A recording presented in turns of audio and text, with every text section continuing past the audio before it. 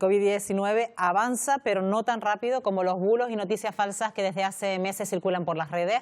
Los mecanismos que se utilizan son muy variados, desde manipular titulares de prensa o fotografías hasta utilizar la imagen de algún experto para poner en su boca declaraciones alarmistas sobre la incidencia de la enfermedad. Autoridades, fuerzas y cuerpos de seguridad del Estado advierten de los peligros que esto conlleva e insisten que se recurra siempre a fuentes oficiales y sobre todo no hacer caso a recomendaciones y supuestos antídotos de curación que no tienen ninguna evidencia científica. Hoy queremos hablar de este asunto con Avian Mesa, que es joven talento farmacéutico del Colegio Oficial de Farmacéuticos de la provincia de Santa Cruz de Tenerife. Avian, ¿qué tal? Muy buenos días. Buenos días. Buenos días, gracias por estar con nosotros. Muchas gracias. Me imagino que ha tenido tiempo de echar una visual por las redes sociales, por internet, y es para echarse las manos a la cabeza, sobre todo por esas noticias y esos bulos que recorren las redes, ¿no? Bueno, realmente el tema de los bulos del coronavirus se han expandido muy rápidamente, sobre todo a través de las redes sociales. Principalmente estos bulos tienen diferentes objetivos, ¿no? Es decir, el primer de todos es causar una alarma social, sobre todo alarmar a los ciudadanos como tal. Otro objetivo principalmente sería provocar ese cambio, ¿no? Es decir, generar esa fake news que genera un daño, sobre todo afectar a una tercera persona que principalmente está relacionada con la salud de los pacientes y sobre todo, pues principalmente estos bulos generan que los ciudadanos en general desconfíen muchísimo del profesional sanitario, puesto que si me informo con una información que no es real, que no es veraz, eso va a afectar a mi credibilidad, sobre todo relacionada al profesional sanitario. Claro, en este caso hay además que tener mucho cuidado porque estos bulos se visten de noticias, aparecen supuestos expertos, hay fotografías que uno no sabe de dónde llegan y claro, se pasan de móvil en móvil y uno no se da cuenta que no vienen ligados a ningún medio de comunicación fiable y ahí está el problema, ¿no? Sobre todo es muy importante ser bastante crítico a la hora de dónde se lee la información sanitaria referente a este tema o referente a múltiples temas de la salud. Es muy importante comparar esa información y muchas veces la principal razón por la cual los ciudadanos comparten esta información es sobre todo porque se piensa que vamos a ayudar a una persona cercana cuando realmente estamos haciendo todo lo contrario, es decir, estamos difundiendo una información que no es real, que no es cierta y eso genera evidentemente un daño negativo en la salud de los pacientes, los ciudadanos en general, ¿no? Y sobre todo ser responsable, ¿no?, a la hora de recibir este tipo de mensajes, este tipo de titulares, porque también en nosotros está el hecho de cortar ese mensaje, de no hacerlo viral, porque luego nos encontramos, como decíamos antes, con bulos que para echarnos las manos a la cabeza, desde que nos tenemos que lavar las manos con lejía, de que esto se cura con cloro, de que incluso con orina de infantil, bueno, y una cantidad de barbaridades que leemos y escuchamos que luego parece que le hacemos caso, ¿no? Bueno, realmente hemos leído y nos hemos encontrado con muchísimos bulos referentes al tema del coronavirus. Estíbaliz, como tú bien decías, se recomendaba principalmente la desinfección con productos químicos que son altamente corrosivos y altamente irritantes para la piel.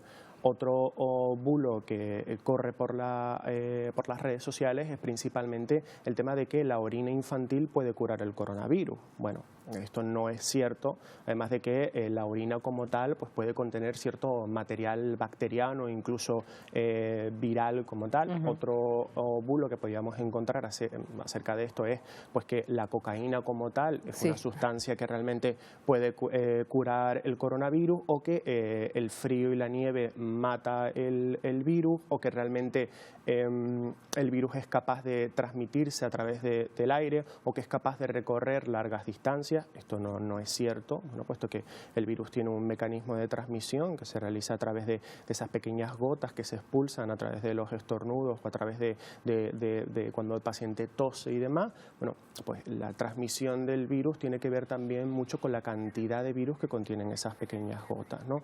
Las gotas pues pesan, tienen un peso determinado y no son capaces de transmitirse ni largos cantidades de metros excesivas, ni tampoco son capaces de viajar por el aire, ¿no? Claro, la cuestión es que luego, pese a todas estas reiteraciones que hemos hecho además desde los medios de comunicación, luego pasa con el tema de las mascarillas, por ejemplo, que es uno de los más, porque por un lado se recomienda que no se usen porque no servirían para nada, no servirían para prevenir, cuando menos sí, a lo mejor para evitar contagiar, pero lo que está pasando es que están desabastecidos de mascarillas y eso impide que personas que sí que las necesitan por alergia, por sensibilidades varias, pues no las tengan a disposición. Bueno, es muy importante ser muy claro con el mensaje de las mascarillas.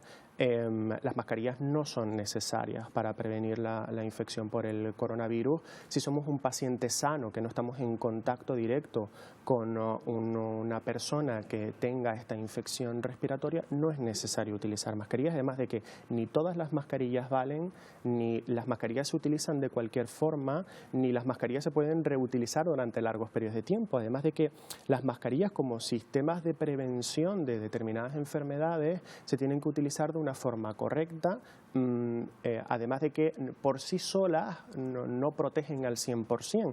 De hecho, las mascarillas siempre se recomiendan con algún otro sistema de prevención, véase como el lavado eficaz de manos.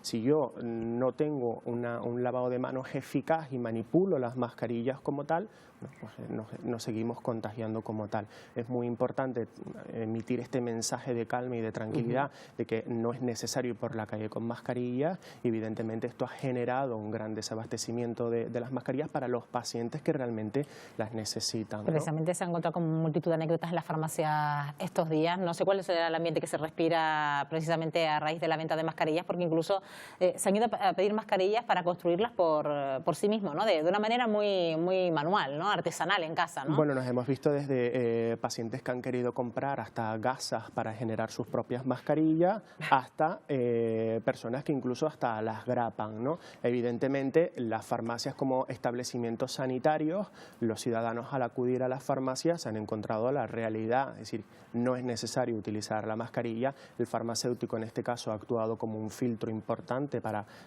aclarar toda esa falsa información, y el paciente evidentemente pues se va sin su mascarilla, evidentemente mucho más calmado y con la información sanitaria correcta, ¿no? Bueno, precisamente teniendo la presencia de un farmacéutico también queríamos hacer hincapié en esas recomendaciones que habían, se refería sobre todo a la principal, que es lavarse las manos, y vamos a hacer un recorrido un poco por esas recomendaciones habituales que podemos adoptar en estos momentos, y empieza principalmente por eso, ¿no? Por un lavado muy cuidadoso de las manos y con agua y jabón simplemente. Bueno, de hecho la principal recomendación para evitar la transmisión de este virus es el lavado de manos. Un lavado de manos eficaz dura aproximadamente entre 50 y 60 minutos, se realiza con abundante agua y jabón.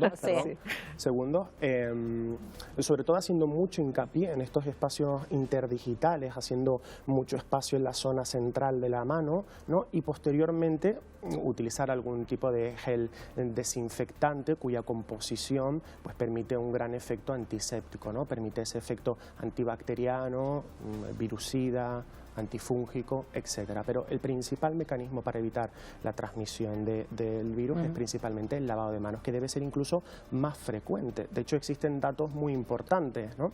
Es decir, si realmente nos laváramos las manos como realmente debe de ser, ¿no? Pues evidentemente disminuiríamos hasta incluso un 25% la transmisión de determinadas enfermedades respiratorias, ¿no? Y a la hora de toser, estornudar, ¿cómo hacerlo, Avian? Bueno, se recomienda muchísimo utilizar la parte interna del codo a la hora de toser o de estornudar. Si realmente vamos principalmente utilizando el transporte público, el tranvía, etcétera, es muy importante cubrirnos la boca con algún pañuelo. De esta vamos a aprender, ¿no? Porque esta recomendación ya llevaba tiempo, pero yo creo que ahora y sobre todo utilizar pues, la parte interna del codo, eso es lo realmente recomendable, ¿no? También se habla mucho estos días evitar el contacto a una determinada distancia. ¿Es conveniente?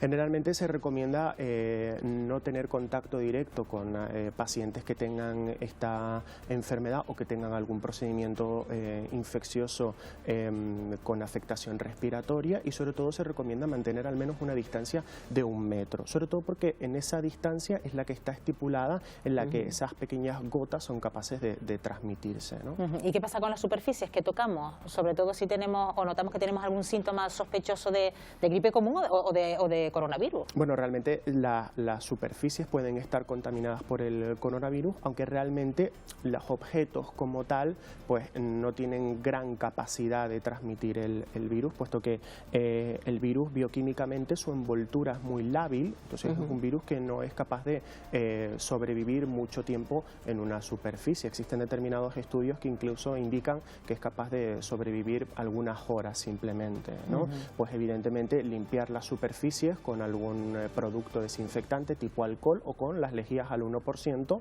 e incluso se recomienda mantener esas superficies limpias aplicando estos productos al menos durante un minuto, ¿no? Y importante también tener muy claro no saturar las urgencias, sobre todo en estas circunstancias, Javián, ¿no? De hecho, existen determinadas recomendaciones. Si yo soy un ciudadano que va a viajar a una zona de riesgo, existen determinadas recomendaciones que están disponibles en la web del Ministerio de Sanidad, o incluso existen determinadas recomendaciones si yo soy un paciente que proviene de esas localizaciones de riesgo. Si realmente yo soy un paciente sano que después de venir de esta zona durante 14 días no presento ningún tipo de síntoma, se hace una vida totalmente normal. Sí que es importante tener en cuenta de que si presentamos algún tipo de síntoma referido a fiebre, cierto malestar, etcétera, es importante llamar al 112 y no acudir al centro de salud u urgencias, evidentemente por el riesgo que exista a la hora de la transmisión. También recordamos el número de teléfono para cualquier información sobre esta enfermedad que pone a disposición también el Gobierno de Canarias, que es el 900-112-061, que siempre